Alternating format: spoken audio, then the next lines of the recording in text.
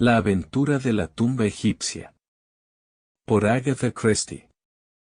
Siempre he considerado que una de las más emocionantes y dramáticas de las muchas aventuras que he compartido con Poirot fue la de nuestra investigación sobre la extraña serie de muertes que siguieron al descubrimiento y apertura de la tumba del rey Men-Ra. Tras el descubrimiento de la tumba de Tutankamón por Lord Carnarvon, Sir John Willard y el señor Blaibner de Nueva York. Mientras proseguían sus excavaciones, no lejos de El Cairo, en las proximidades de las pirámides de Gizeh, se toparon inesperadamente con una serie de cámaras funerarias. El mayor interés lo despertó su descubrimiento. La tumba parecía ser la del rey Men-Ra, uno de esos sombríos reyes de la octava dinastía, cuando el reino antiguo estaba cayendo en decadencia. Se sabía poco sobre este periodo, y los periódicos informaron detalladamente de los descubrimientos. Pronto ocurrió un acontecimiento que se apoderó profundamente de la mente del público. Sir John Willard murió repentinamente de insuficiencia cardíaca. Los periódicos más sensacionalistas aprovecharon inmediatamente la oportunidad para revivir todas las viejas historias supersticiosas relacionadas con la mala suerte de ciertos tesoros egipcios. La desafortunada momia del Museo Británico, esa vieja castaña canosa, fue sacada a rastras con fresco entusiasmo. Fue silenciosamente negada por el museo, pero sin embargo, gozó de su habitual moda. 15 días más tarde, el señor Blaibner murió, de una grave intoxicación sanguínea, y pocos días después, un sobrino suyo se pegó un tiro en Nueva York. La maldición de Men-Ra fue la comidilla del día, y el poder mágico del Egipto muerto y desaparecido fue exaltado hasta un punto fetiche. Fue entonces cuando Poirot recibió una breve nota de Lady Willard, viuda del arqueólogo muerto, pidiéndole que fuera a verla a su casa en Kensington Square. Yo lo acompañé. Lady Willard era una mujer alta y delgada, vestida de luto profundo. Su rostro demacrado era un testimonio elocuente de su reciente dolor. Es muy amable de su parte haber venido tan pronto, señor Poirot. Estoy a su servicio, Lady Willard. ¿Querías consultarme? Soy consciente de que usted es un detective, pero no es solo como detective que deseo consultarle. Usted es un hombre de opiniones originales, lo sé, tiene imaginación, experiencia del mundo. Dígame, señor Poirot, ¿cuáles son sus opiniones sobre lo sobrenatural? Poirot vaciló un momento antes de responder. Parecía estar considerándolo. Finalmente dijo: No nos malinterpretemos. Lady Willard, no es una pregunta general la que me haces allí. Tiene una aplicación personal, ¿no? ¿Se refiere indirectamente a la muerte de su difunto marido? Así es, admitió. ¿Quieres que investigue las circunstancias de su muerte? Quiero que usted averigüe exactamente en qué medida se trata de charla periodística y en qué medida se puede decir que está basada en hechos.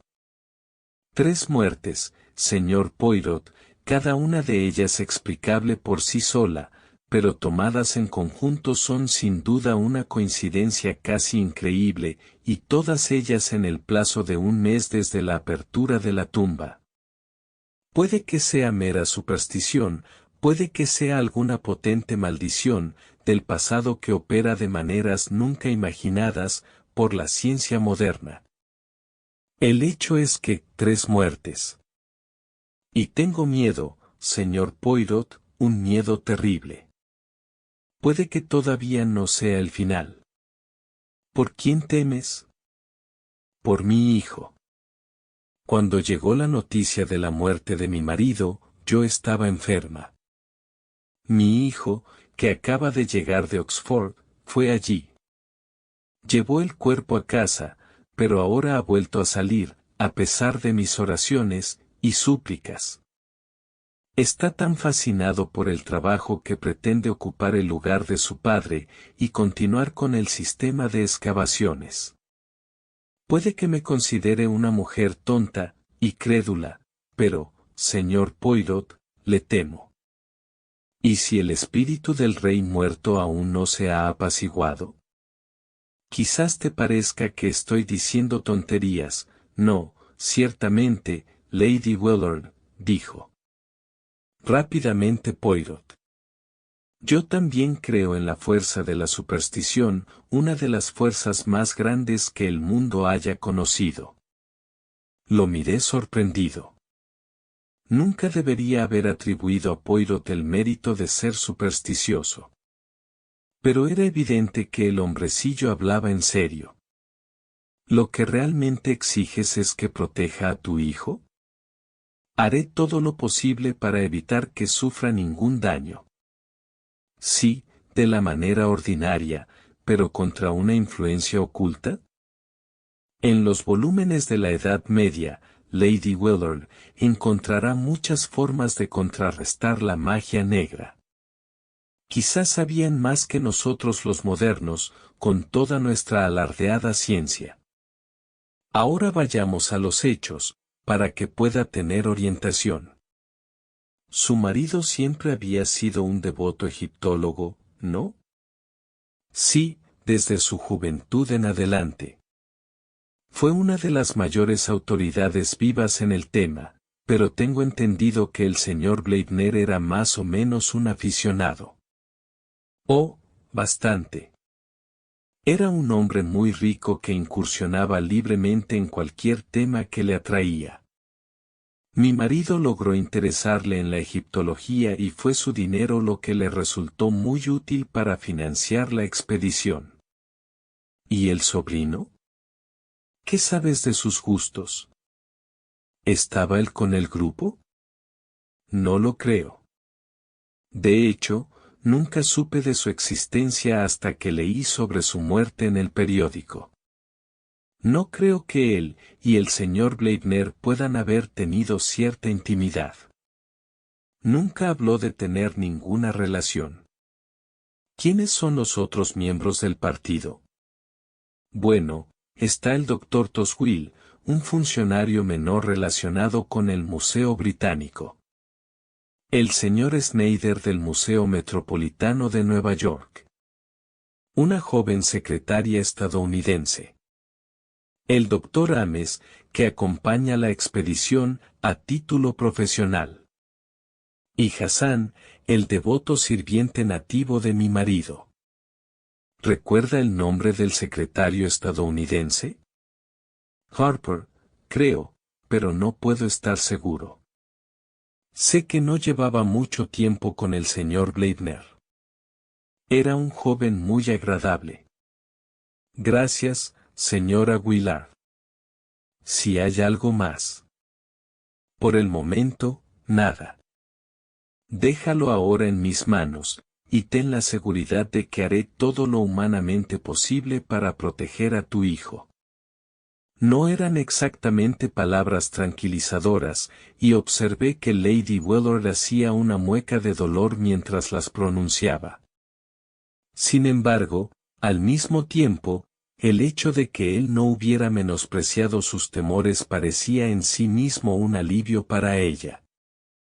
Por mi parte, nunca antes había sospechado que Poirot tuviera una vena de superstición tan profunda en su naturaleza. Le abordé el tema mientras regresábamos a casa. Su actitud era grave y seria. Pero sí, Hastings. Yo creo en estas cosas. No debes subestimar la fuerza de la superstición. ¿Qué vamos a hacer al respecto? Práctica de todos los días, buen Hastings. Bien, Para empezar enviaremos un cable a Nueva York para obtener más detalles sobre la muerte del joven señor Bleibner. Envió debidamente su telegrama. La respuesta fue completa y precisa. El joven Rupert Bleibner llevaba varios años en apuros. Había sido playero y remesador en varias islas del Mar del Sur, pero había regresado a Nueva York hacía 2 años, donde rápidamente se había hundido cada vez más. Lo más significativo, en mi opinión, fue que recientemente había logrado pedir prestado suficiente dinero para viajar a Egipto. Tengo un buen amigo allí al que puedo pedir prestado, había declarado. Aquí, sin embargo, sus planes habían salido mal. Había regresado a Nueva York maldiciendo al tacaño de su tío, que se preocupaba más por los huesos de los reyes muertos y desaparecidos que por su propia carne y sangre. Fue durante su estancia en Egipto cuando se produjo la muerte del señor John Wheeler.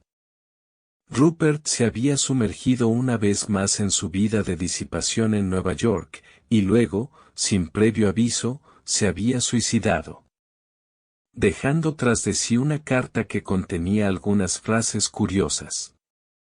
Parecía escrito en un repentino ataque de remordimiento.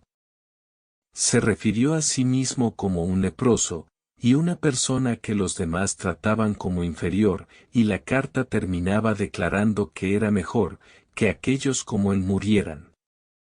Una teoría oscura saltó a mi cerebro. Realmente nunca había creído en la venganza de un rey egipcio muerto, hacía mucho tiempo. Vi aquí un crimen más moderno. Supongamos que este joven hubiera decidido acabar con su tío, preferiblemente con veneno. Por error, señor John Wheeler recibe la dosis mortal. El joven regresa a Nueva York, atormentado por su crimen. Le llega la noticia de la muerte de su tío. Se da cuenta de lo innecesario que ha sido su crimen y, afligido por el remordimiento, se quita la vida. Le expliqué mi solución a Poirot. Estaba interesado. Es ingenioso lo que has pensado allí, decididamente es ingenioso. Incluso puede que sea cierto. Pero dejas fuera de cuenta la influencia fatal de la tumba. Me encogí de hombros. ¿Todavía crees que eso tiene algo que ver con eso? Tanto es así, amigo mío, que mañana partimos hacia Egipto. ¿Qué? Grité, asombrado. Lo he dicho. Una expresión de consciente heroísmo se dibujó en el rostro de Poirot. Luego gimió. Pero, ay, se lamentó, el mar. El odioso mar. Fue una semana después. Debajo de nuestros pies estaba la arena dorada del desierto. El sol abrasador caía a cántaros. Poirot, la imagen de la miseria, se marchitó a mi lado. El hombrecito no era un buen viajero. Nuestro viaje de 4 días desde Marsella había sido para él una larga agonía. Había desembarcado en Alejandría el espectro de lo que era antes, incluso su habitual pulcritud lo había abandonado. Llegamos a El Cairo y nos dirigimos inmediatamente al Hotel Mena House, justo a la sombra de las pirámides. El encanto de Egipto se había apoderado de mí. ¿No es así, Poirot? Vestido exactamente igual que en Londres, llevaba un pequeño cepillo para la ropa en el bolsillo, y libraba una guerra incesante contra el polvo que se acumulaba en sus ropas oscuras. Y mis botas, se lamentó. Míralas, Hastings. Mis botas, de pulcro charol, normalmente tan elegantes y brillantes. Mirad, la arena está dentro de ellos, lo cual es doloroso, y fuera de ellos, lo que ultraja la vista. También el calor hace que mis bigotes se vuelvan flácidos, pero flácidos. Mira la esfinge, insté. Incluso yo puedo sentir el misterio y el encanto que exhala. Poirot lo miró con descontento. No tiene aire alegre, declaró. ¿Cómo podría, medio enterrado en la arena de esa manera desordenada? Ah, esta maldita arena. Vamos, hay mucha arena en Bélgica, le recordé, recordando unas vacaciones pasadas en Noque-sur-Mer, en medio de les dunes impecables, como lo había expresado la guía. En Bruselas no, declaró Poirot. Miró pensativamente las pirámides. Es cierto que, al menos, tienen una forma sólida y geométrica, pero su superficie tiene un desnivel muy desagradable. Y las palmeras no me gustan. Ni siquiera las plantan en hileras. Acorté sus lamentos, sugiriéndole que partiéramos hacia el campamento. Debíamos viajar hasta allí en camellos, y las bestias estaban pacientemente arrodilladas, esperando que subiéramos. A cargo de varios muchachos pintorescos encabezados por un voluble dragomán. Pasó por alto el espectáculo de Poirot sobre un camello. Comenzó con gemidos y lamentos y terminó con gritos, gesticulación e invocaciones a la Virgen María y a todos los santos del calendario. Al final, descendió ignominiosamente y terminó el viaje en un diminuto burro. Debo admitir que un camello al trote no es ninguna broma para el aficionado. Estuve rígido durante varios días. Por fin nos acercamos al lugar de las excavaciones. Un hombre bronceado, con barba gris, vestido de blanco, y con casco, vino a nuestro encuentro. El señor Poirot y el capitán Hastings. Recibimos su cable, lamento que no hubiera nadie para recibirlo en el Cairo. Ocurrió un imprevisto que desorganizó completamente nuestros planes. Poirot palideció. Su mano, que se había acercado al cepillo de ropa, mantuvo su rumbo. ¿Sí otra muerte? Respiró. Sí. Señor Gawiller. Grité. No, capitán Hastings. Mi colega americano, el señor Snyder. ¿Y la causa? Preguntó Poirot. Tétanos. Palidecí. A mi alrededor me parecía sentir una atmósfera de maldad, sutil y amenazadora. Un pensamiento horrible pasó por mí. ¿Y si yo fuera el siguiente? Dios mío, dijo Poirot en voz muy baja. No entiendo esto. Es horrible. Dígame, señor, no hay duda de que fue tétanos. Yo creo que no. Pero el doctor Ames le dirá más de lo que yo puedo decirle. Ah, por supuesto, usted no es el médico. Mi nombre es Toswell. Este era, pues, el experto británico descrito por Lady Weller como un funcionario menor del Museo Británico. Había algo a la vez grave y firme en el que me llamó la atención. Si viene conmigo, continuó el Dr. Toswell, lo llevaré ante el señor Gawiller. Estaba muy ansioso por ser informado tan pronto como usted llegara. Nos llevaron a través del campamento hasta una gran tienda de campaña. El doctor Toswell levantó la trampilla y entramos. En el interior había 3 hombres sentados. El señor Poirot y el capitán Hastings han llegado, señor Guy, dijo Toswell. El más joven de los 3 hombres se levantó de un salto y se acercó a saludarnos. Había cierta impulsividad en sus modales que me recordaban a su madre. No estaba tan quemado por el sol como los demás, y ese hecho, sumado a cierta demacración alrededor de los ojos, le hacía parecer mayor de sus 22 años. Claramente estaba tratando de soportar una severa tensión mental. Presentó a sus dos compañeros, el doctor Ames, un hombre de 30 y tantos años, de aspecto capaz y con un toque de pelo canoso en las sienes, y el señor Harper, el secretario, un joven agradable y delgado que llevaba la insignia nacional de gafas con montura de concha. Después de unos minutos de conversación inconexa, este último salió y el doctor Toswell lo siguió. Nos quedamos solos con el señor Guy y el doctor Ames. Por favor, haga todas las preguntas que quiera, señor Poirot, dijo Willard. Estamos completamente estupefactos ante esta extraña serie de desastres, pero no puede ser, más que una coincidencia. Había un nerviosismo en sus modales que desmentía bastante sus palabras. Vi que Poirot lo observaba atentamente.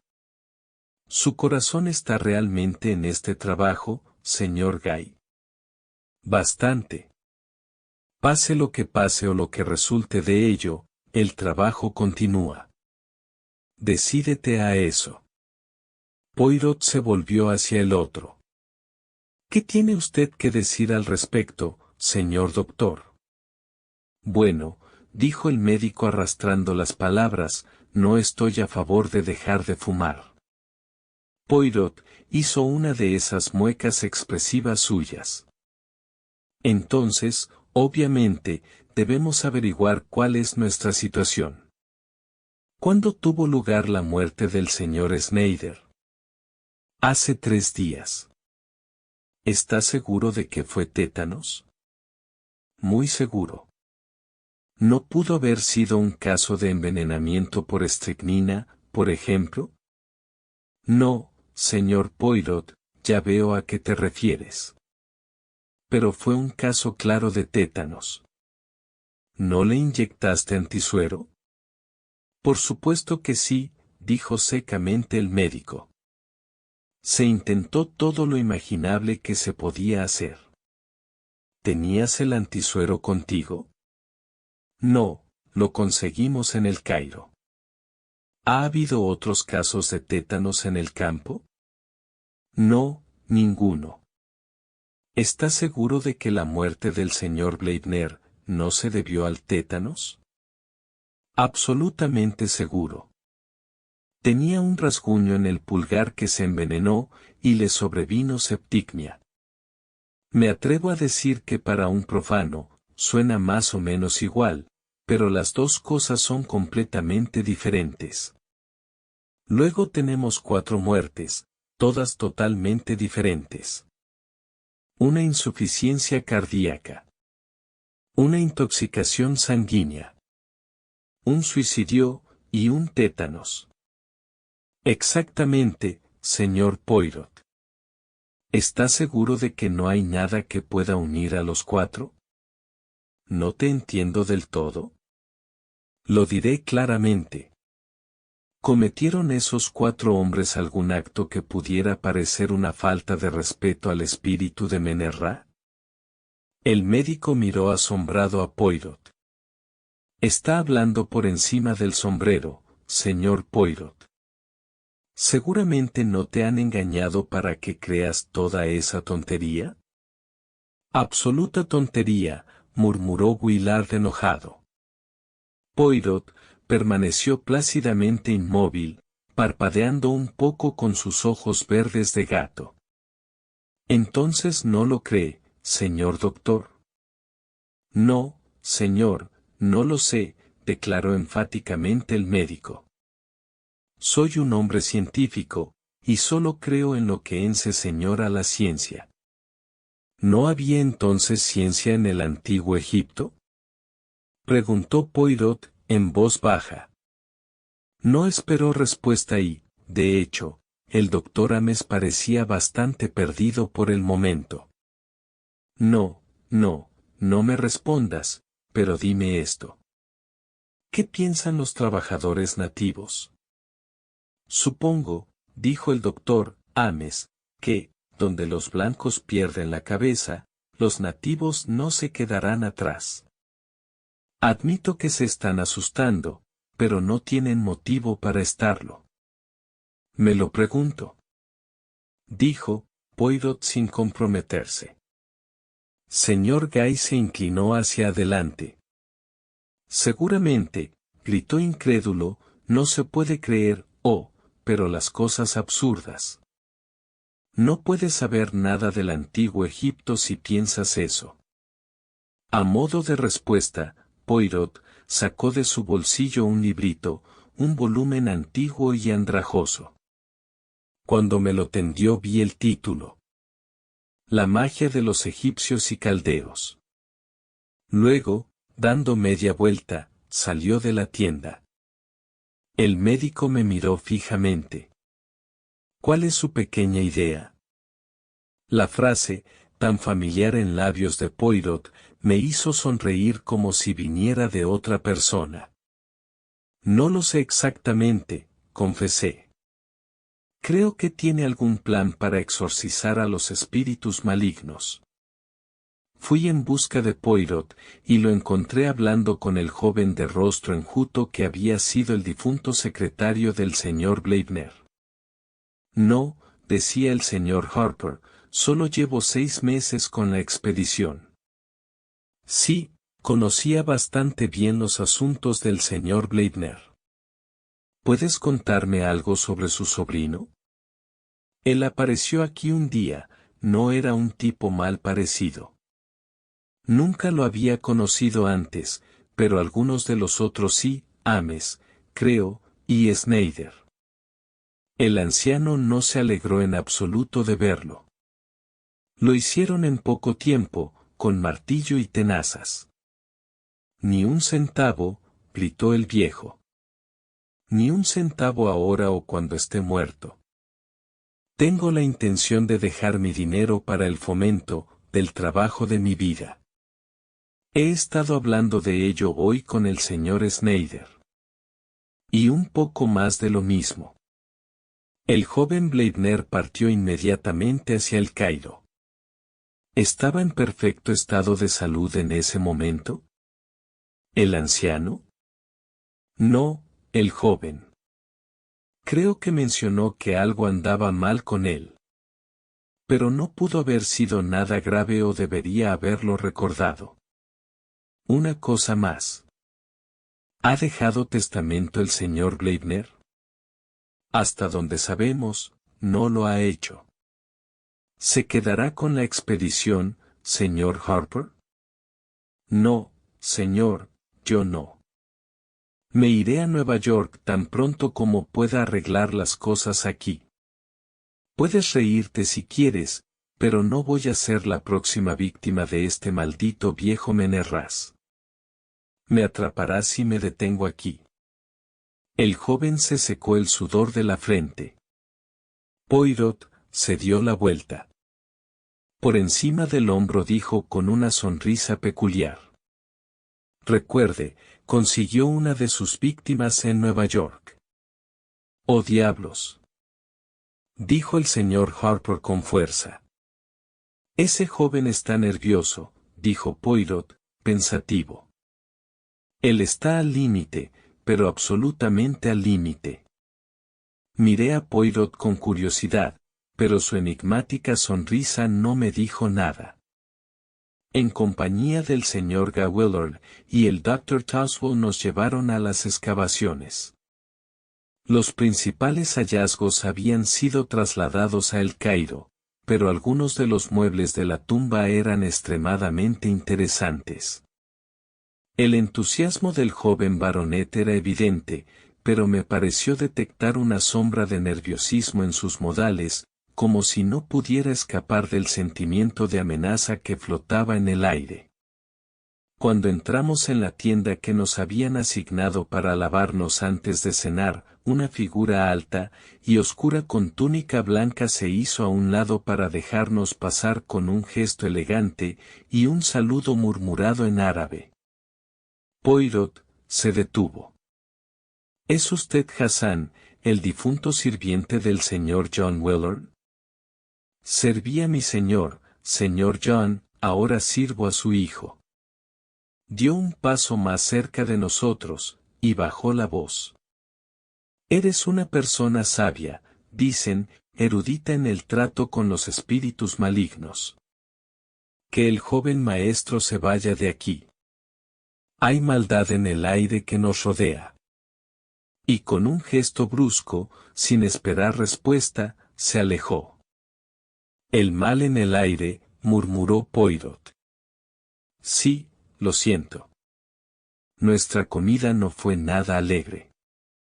Se dejó la palabra al Dr. Toswell, quien disertó extensamente sobre las antigüedades egipcias. Justo cuando nos disponíamos a retirarnos a descansar, señor Guy cogió a Poirot por el brazo y le señaló. Una figura oscura se movía entre las tiendas. No era ningún ser humano. Reconocí claramente la figura con cabeza de perro que había visto tallada en las paredes de la tumba. Mi sangre literalmente se heló al verlo. Dios mío, murmuró Poirot, santiguándose vigorosamente. Anubis, el dios con cabeza de chacal, el dios de las almas que parten. Alguien nos está engañando, gritó el doctor Toswell, poniéndose de pie indignado. Entró en tu tienda, Harper, murmuró señor Guy, con el rostro terriblemente pálido.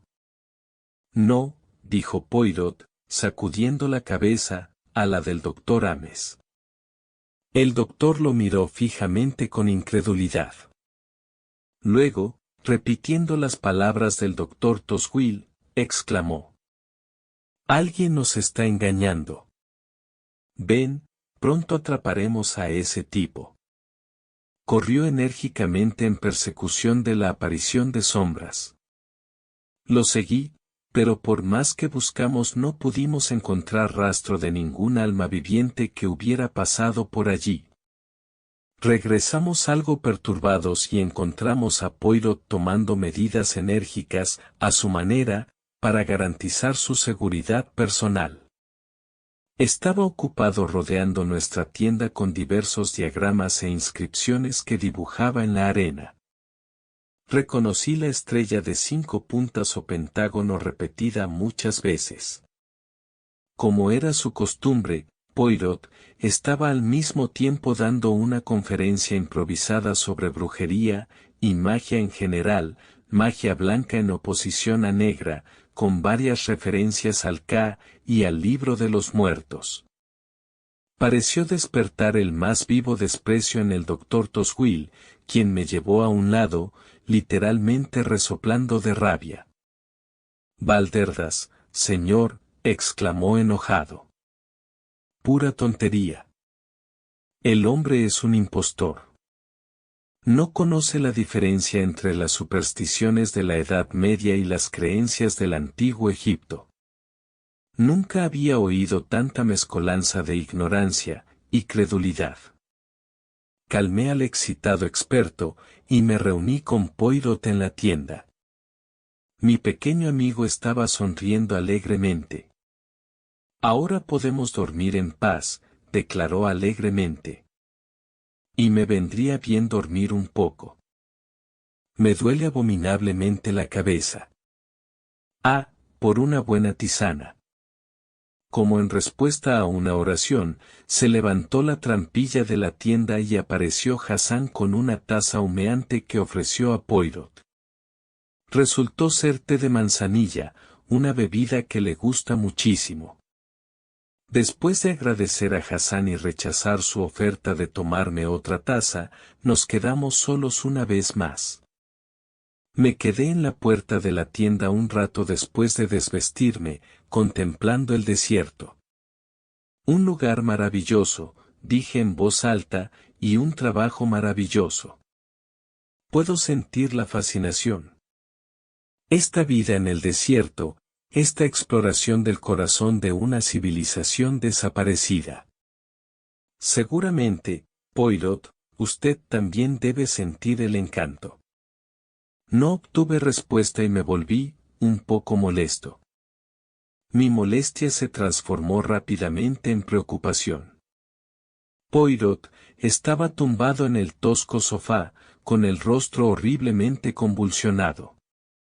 A su lado estaba la taza vacía. Corrí a su lado, luego salí corriendo y crucé el campamento hasta la tienda del Dr. Ames. «Doctor James», grité. «Ven de inmediato». «¿Qué pasa?», dijo el médico, apareciendo en pijama. «Mi amigo. Él está enfermo. Muriendo. El té de manzanilla, no dejes que Hassan abandone el campamento». Como un relámpago, el médico corrió hacia nuestra tienda. Poirot estaba mintiendo cuando lo dejé. «Extraordinario», exclamó Ames. «Parece una convulsión, ¿o qué dijiste sobre algo que bebió?» Cogió la taza vacía. «Solo que yo no lo bebí», dijo una voz plácida. Nos volteamos asombrados. Poirot estaba sentado en la cama. Estaba sonriendo. «No», dijo suavemente. «No la bebí». Mientras mi buen amigo Hastings apostrofaba la noche, aproveché para verterla, no en mi garganta, sino en una botellita. «Ese frasquito irá para el químico analítico». «No», mientras el médico hacía un movimiento brusco, «como hombre sensato comprenderás que la violencia no servirá de nada.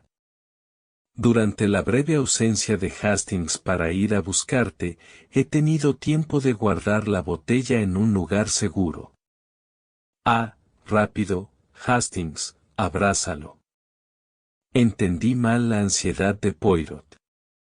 Ansioso por salvar a mi amigo, me arrojé frente a él.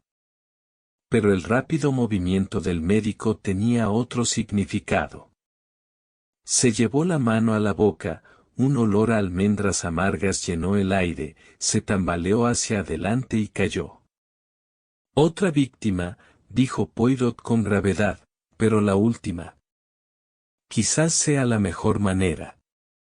Tiene 3 muertes sobre su cabeza».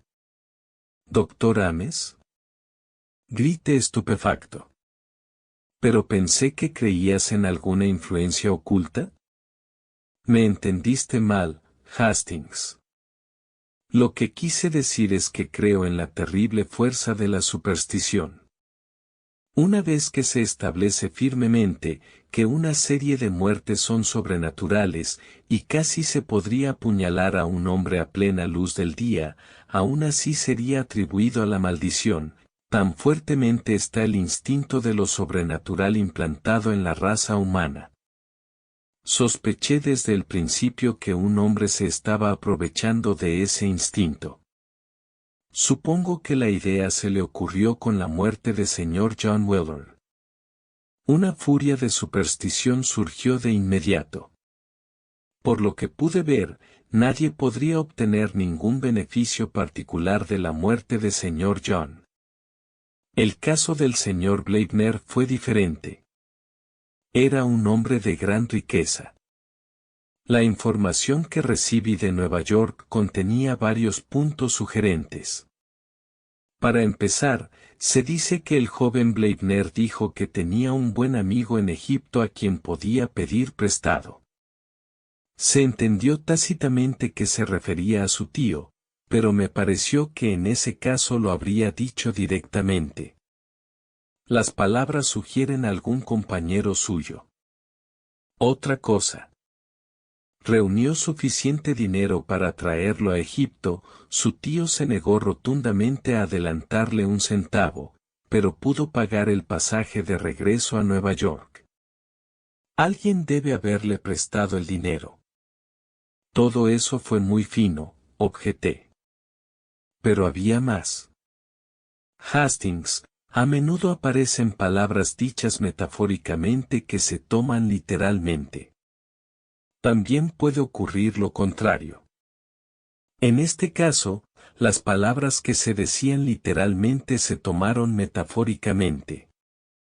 El joven Blaibner escribió claramente: «Soy leproso, pero nadie se dio cuenta de que se había pegado un tiro porque creía que había contraído la terrible enfermedad de la lepra.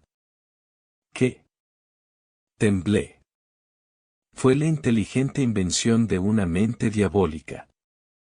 El joven Bleibner padecía una pequeña dolencia cutánea.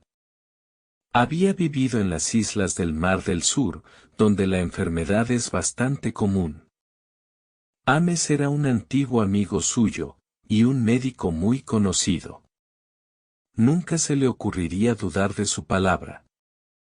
Cuando llegué aquí, mis sospechas estaban divididas entre Harper y el doctor Ames, pero pronto me di cuenta de que solo el médico podía haber perpetrado y ocultado los crímenes, y supe por Harper que conocía anteriormente al joven Bleibner. Sin duda este último en algún momento había hecho testamento o había asegurado su vida a favor del médico. Este último vio su oportunidad de adquirir riqueza. Le resultó fácil inocular al señor Bleibner los gérmenes mortales. Entonces el sobrino, abrumado por la desesperación ante la terrible noticia que le había comunicado su amigo, se pegó un tiro. El señor Bleibner, cualesquiera que fueran sus intenciones, no había hecho testamento. Su fortuna pasaría a su sobrino, y de él al médico. ¿Y el señor Schneider? No podemos estar seguros. Recuerde que también conocía al joven Bleibner, y tal vez sospechaba algo, o incluso el médico podía pensar que una nueva muerte sin motivo, ni propósito reforzaría los círculos de la superstición. Además, te contaré un dato psicológico interesante, Hastings. Un asesino siempre tiene un fuerte deseo de repetir su crimen exitoso, y la ejecución del mismo crece en él. De ahí mis temores por el joven Willard. La figura de Anubis que viste esta noche era Hassan, vestido según mis órdenes. Quería ver si podía asustar al médico. Pero haría falta algo más que lo sobrenatural para asustarlo. Pude ver que no estaba del todo engañado por mis pretensiones de creencia en lo oculto. La pequeña comedia que le representé no le engañó. Sospeché que se esforzaría en convertirme en la próxima víctima. Pero a pesar de la mar maldita, del calor abominable, y de las molestias de la arena, las pequeñas células grises todavía funcionaban. Poirot demostró tener toda la razón en sus premisas. El joven Bleibner, hace algunos años, en un ataque de borrachera, había hecho un testamento jocoso, dejando mi pitillera que tanto admiras, y todo lo demás por lo que muero en posesión, que serán principalmente deudas con mi buen amigo Robert Eames, quien una vez salvó mi vida de ahogarme. El caso se silenció todo lo posible y, hasta el día de hoy, la gente habla de la notable serie de muertes relacionadas con la tumba de Menerra, como una prueba triunfal de la venganza de un rey desaparecido sobre los profanadores de su tumba, creencia que, como me señaló Poirot, es contraria a toda creencia y pensamiento egipcio. Gracias por acompañarnos en la obra de la aventura de la tumba egipcia. Por Agatha Christie. Esperamos que haya disfrutado esta historia y, si lo hizo, considere darle me gusta, comentar, compartir y suscribirse.